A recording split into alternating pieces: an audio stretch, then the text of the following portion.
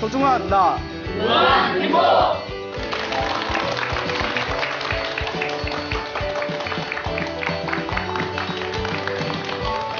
예, 만나서 반갑습니다.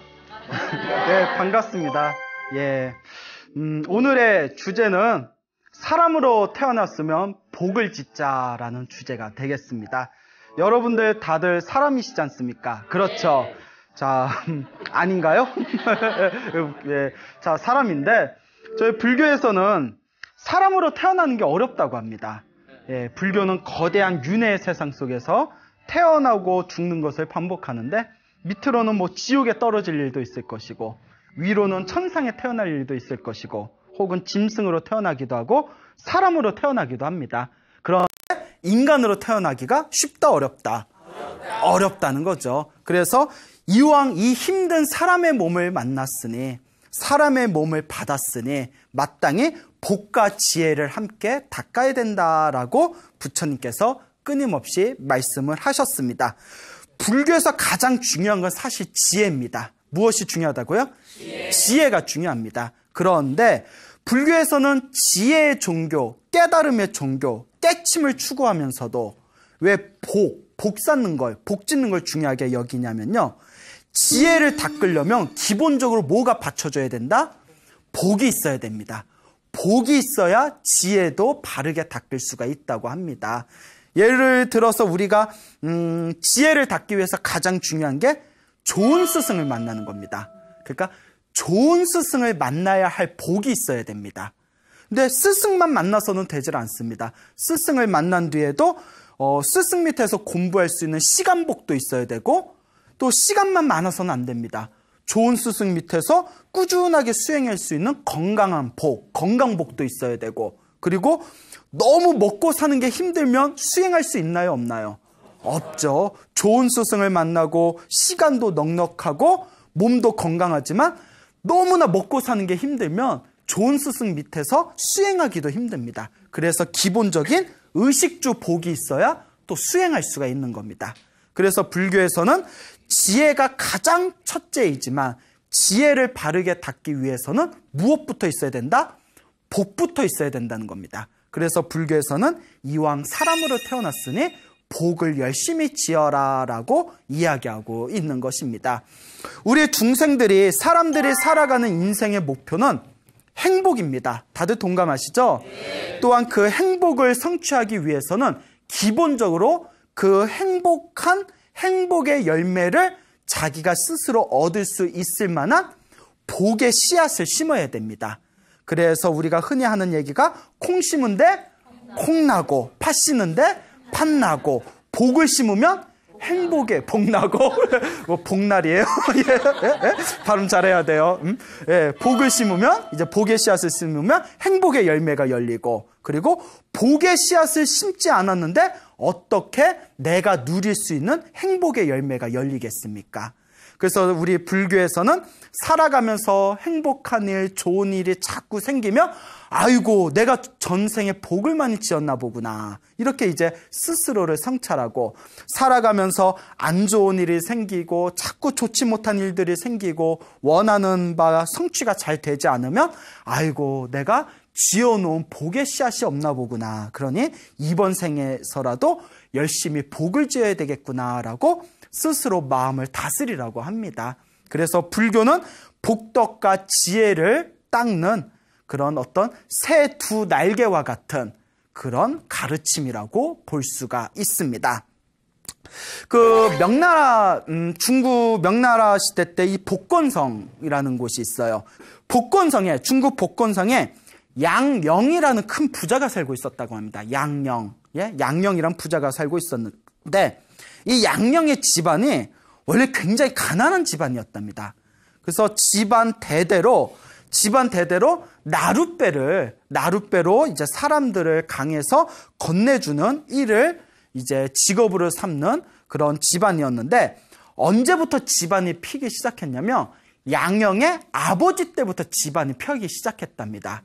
그러면 왜 갑자기 양령의 이 양씨 집안의 집안이 활짝 피기 시작했냐면 그 문헌에 보면 이런 내용이 나옵니다. 그 복건성에 양령이라는 양씨 집안이 있었는데 이 양령이라는 부자의 할아버지하고 증조 할아버지 때, 할아버지와 증조 할아버지 때, 그러니까 양양의 아버지의 아버지와 자기 아버지의 할아버지 때가 되겠죠. 그렇죠. 예? 그때 그 지역에 큰 홍수가 난 적이 있었답니다. 그 홍수가 나가지고 집안이 다 휩쓸리고 그 홍수 때문에 수많은 사람들이 물에 빠져서 허우적거리고 있었을 때 배를 가지고 있는 수많은 사람들이 배를 타고 나와서 무엇을 건졌을까요? 사람은 건지지 않고 재물만 건졌답니다.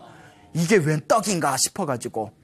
그래서 옛날에 우리나라의 가슴 아픈 그런 사건 중에 삼풍백화점이 무너졌던 사건이 있었죠. 그때 삼풍백화점 무너졌을 때 거기서 열심히 봉사해 주셨던 분들도 있었지만 몰래 와가지고 사람 죽은 그런 곳에서 그 옷가지 하고 재물 같은 거 막 챙겨가가지고 한때 사회적으로 크게 이제 비판받던 그랬던 적이 있었지 않습니까? 그 사람들 마음이 참 굉장히 순수하고 선한 사람들이 있는가 하면 굉장히 또 좀 악하고 마음을 잘 못 쓰는 사람들도 있는 것 같아요. 그러니까 사람들 다 물에 빠져 죽고 있을 때 그 나룻배를 가지고 있는 사람들은 다 와가지고 이때가 아니면 언제 우리가 재물을 모으겠냐 해가지고 사람은 뒤편이고 다들 이렇게 재물만 건지고 있었을 때 요 양씨 집안에 양영의 증조 할아버지하고 그 할아버지 되는 분, 요 부자죠. 두 분 부자는 배를 타고 가서 재물은 신경도 안 쓰고 오로지 사람만 구해줬대요. 사람만 막 구해줬답니다. 사람만 계속 하루 종일 사람만 구해주고, 예? 그러니까 그 다른 주변에 있던 사람들이 혀를 차면서, 아이고, 어리석은 이 가난뱅이들이야. 니들이 그러니까 그렇게 가난하게 사는 거다. 지금 이 기회에 저 떠다니고 있는 재물을 모을 생각을 해야지. 저 사람들 구해줘봤자 저 사람들 시간 지나면 자네들 고마운 거 알아주기라도 한단 말이냐. 다 이렇게 모질게 얘기를 하는 거예요. 그때 그 양씨 집안에 그 양영의 증조 할아버지 되는 분이 다 이렇게 수염을 만지면서 수염이 있었나 봐요. 다른 사람이 알아주지 않으면 하늘이라도 알아줄 것이고 내가 못 받으면 내 아들이나 내 손자들이 받지 않겠어. 이런 말을 하더랍니다. 예? 이 정도면 도인이에요, 도인. 그렇죠. 이 정도면 도인이에요. 그러니까 이제 사람들이 막 혀를 찼는데 아니나 다를까 그 증조 할아버지가 이렇게 돌아가시고 그 할아버지 되는 분도 아들 양영의 아버지 이제 자기 아들을 딱 낳고 이제 돌아가시고 양영의 아버지부터 양씨 집안이 조금씩 번창하기 시작하더니 그 양영 때가 돼가지고 그 집안이 큰 부자가 됐답니다. 근데 이 양영이 항상 이제 집안에 널리 이제 손님들 오면 옛날에는 그 집안에 오고 가는 나그네를 집에 모셔다 놓고 음식을 대접하고 하룻밤 쉬어가게 하는 게 그게 굉장히 그 복을 짓는 일이라고 합니다. 그래서 이 양영이라는 이 부자 양반도 오고 가는 나그네들한테 다 잠자리를 이렇게 만들어주고 음식을 대접했는데 그때 어느 도사가 하룻밤 거기서 묵어갈 일이 있었대요. 그래서 도사가 이제 아침을 잘 먹고 이제 다 나올 때 양영에게 아이고 어르신 덕분에 나그네가 편하게 하룻밤 쉬다 갑니다 하면서 이렇게 얘기하더랍니다. 양씨 집안은 내가 보기에 조상 때 그 증조 할아버지 얘기를 하는 거겠죠? 증조 할아버지 때 얘기하는 거예요. 조상 때 아무래도 큰 복을 지은 게 있어서 지금 자손들이 이렇게 잘 풀린 것 같습니다. 왜 그런고 하니 우리 그 양씨 집안의 그 어르신은 얼굴이 이만큼 살 정도로 큰 부자가 아닌데도 이렇게 잘 사는 거 보면 분명히 조상 때 내려온 은떡, 복덕이 있어서 잘 사는 걸 겁니다. 다 이런 얘기를 하더래요. 그러면서 저쪽 마을에 이렇게 가서 산 어디에 가면 아주 그냥 명당 자리가 하나 있으니 조상님들을 그 명당 자리에다가 산소를 옮기십시오. 집안에 큰 인재가 나올 겁니다. 이러는 거예요. 그러니까 요 양영이라는 사람이 깜짝 놀라서 또 그렇게 귀한 그런 명당 자리를 소개시켜줬는데 내가 이렇게 그냥 맨손으로 보내도 될지 모르겠습니다. 여기서 조금 더 쉬다 가십시오. 제가 사례를 하겠습니다. 했더니 요 도사가 하는 말이 아닙니다. 감사를 표하려면 우리 양씨 집안의 조상님들한테 감사를 표하십시오. 요 집안에 조상님들이 덕을 많이 지었기 때문에 자손이 복을 받는 겁니다 하면서 이렇게 호련히 사려지더랍니다. 그러니까 요 양영이라는 사람이 그냥 혹시나 해가지고 도사가 가르쳐 준 곳에 가서 이제 당신네 양씨 집안의 조상님들을 거기다 묘자리를 쓰고 난 뒤에 그 집안에서 집안도 부자이지만 그 양씨 집안에 큰 벼슬아치들이 많이 나오게 되었다라는 그런 이야기가 있습니다.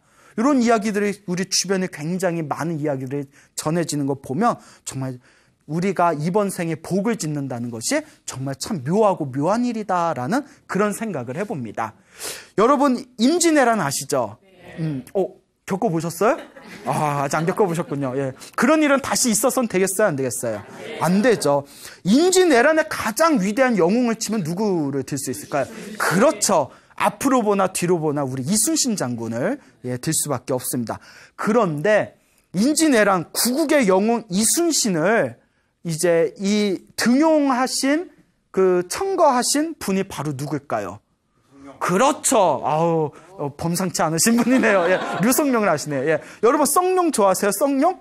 예, 성룡. 예, 성룡. 저도 어렸을 때 성룡 참 좋아했는데요. 이 성룡보다 위대하신 분이 바로 우리 조상 중에 류성룡이라는 분이 계십니다. 근데 이 류성룡 집안에 또 재미난 이야기가 있습니다.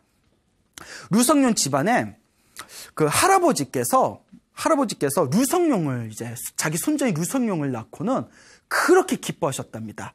우리 집안에 이렇게 인재가 태어났다. 우리 집안에 크게 이렇게 인재가 태어났다. 그러니까 그 아들이 아버님, 왜 그렇게 기뻐하십니까? 하니까 하시는 말씀이 우리 집안 대대로 이런 전설이 있다. 우리 윗대로 7대 위에 할아버지가 계시는데 그 할아버지께서 어느 날 우연히 큰 도인을 만난 적이 있었다. 그 도인을 만난 뒤에 우리 루씨 집안을 이렇게 인재를 하나 키우고 싶습니다. 방법이 무엇이 있겠습니까? 라고 했더니 그 도인이 하시는 말씀이 7대 동안, 몇 대 동안? 7대 동안 사람들을 위해서 큰 덕을 쌓으면 10대 밑에 자손 중에 큰 인물이 태어나게 될 것이다. 라고 가르쳤다고 합니다. 그러니까 7년도 아니고, 70년도 아니고 몇 대? 7대를 닦아야 된다는 거예요. 그 옛날 사람들은 내 대에 받는 것도 아니고 내 밑에 대에 받는 것도 아니고 7대를 쌓는 거예요. 그래서 그 도인의 말대로 대대로 유언이 몇 대 동안, 나로 몇 대 동안 덕을 쌓아? 7대 동안 덕을 쌓아 해가지고 7대 때 태어난 아이가 바로 누구다? 류성룡이라는 거예요. 아니나 다를까 정말 비록 이순신 때문에 많이 빛이 가려워지긴 했지만 또 보이지 않는 우리나라의 큰 공신 중에 하나가 바로 류성룡이 되겠습니다.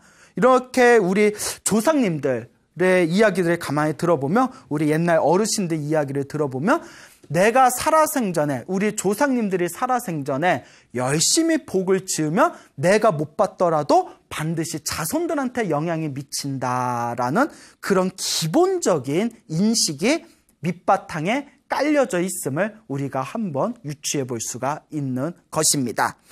이 이야기를 듣고 나서 제가 어디서 이런 이야기를 또 듣게 되었어요. 참 신기하더라고요. 어느 지방에 큰 부자 할아버지가 계시대요. 굉장히 큰 부자 할아버지시라는데 그분이 사놓은 땅마다 다 신도시로 땅이 올라가지고 그냥 가난한 집안에 태어나서 떼부자가 되신 분이에요. 부럽구나. 표정이 순간 예. 그렇죠. 땅 좀 사놓을걸. 예. 그러니까 저도 예전에 수원에 잠깐 살았던 적이 있었는데 어렸을 때 수원에 이렇게 버스 타고 지나가면 거기 논밭이었거든요. 근데 제가 출가하고 나서 한참 세월이 지난 뒤에 거길 우연히 지나가게 됐는데 그 논밭 자리에 불과 한 20년 됐을 거예요. 막 빌딩이 서 있더라고요. 막 아파트가 서 있고. 그때 제가 초등학생이었을 때, 그때 내가 땅 좀 사놓을걸. 그래서 제가 우리 외할머니한테, 할머니, 저기 수원에 사시면서 그 땅 좀 사놓으시지 뭐 하셨어요? 이랬더니, 그때는 그때대로 돈이 없었고, 또 이렇게 얘기를 하시더라고요. 그러니까 웃으시면서.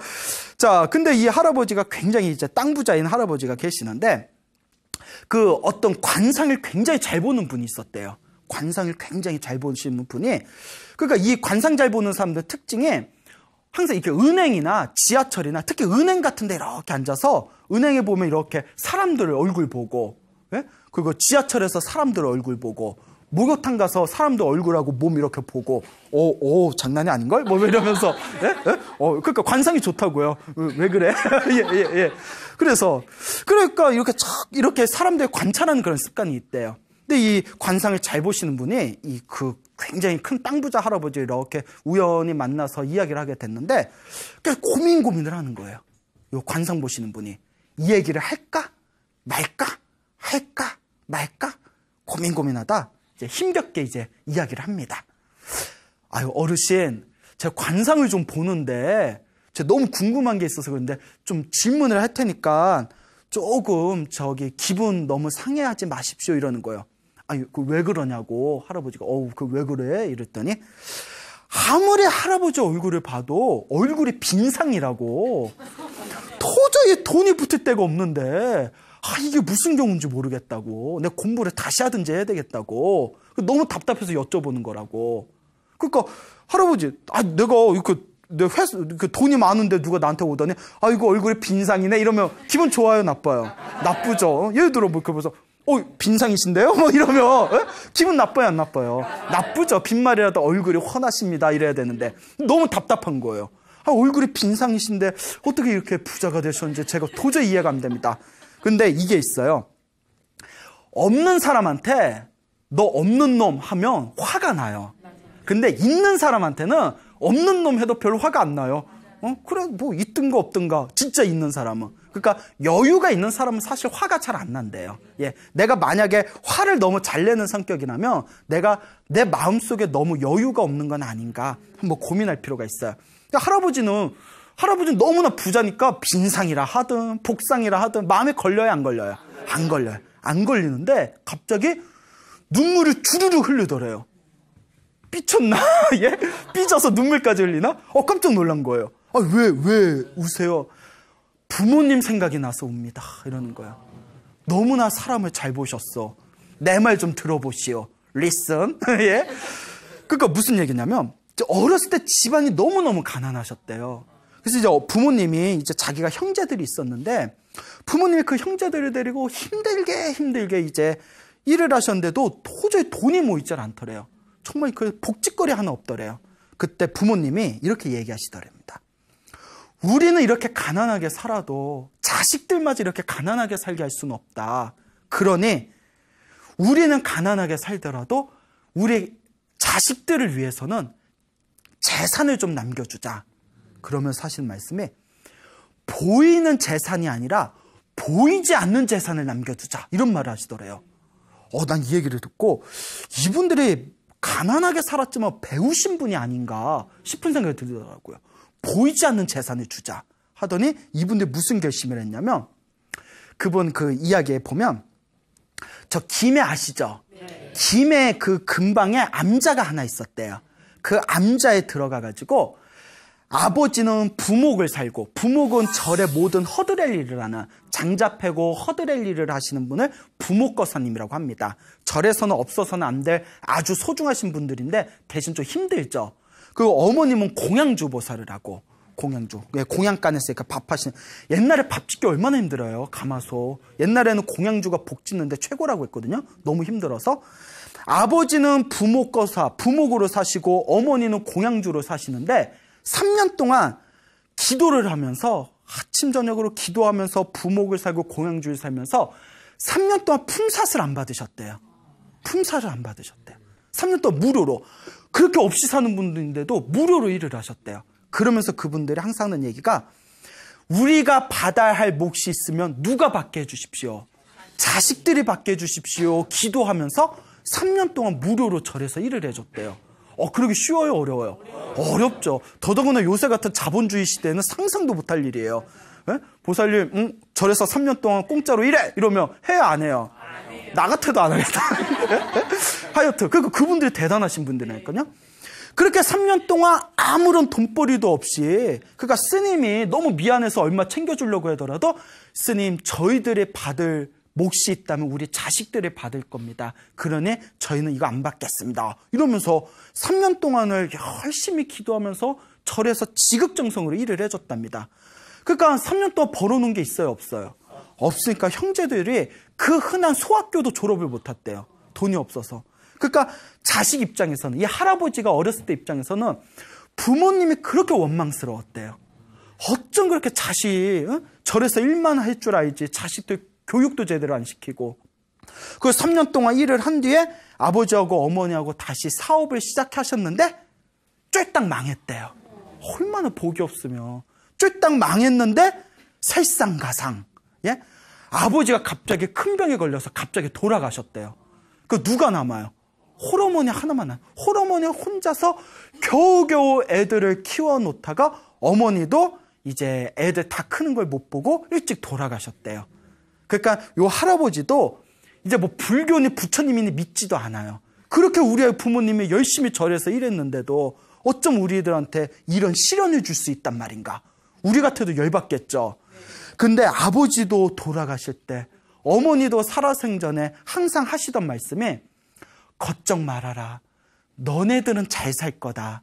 우리가 너희들한테 보이지 않는 재산을 만들어놨다. 니들은 잘 살 거다.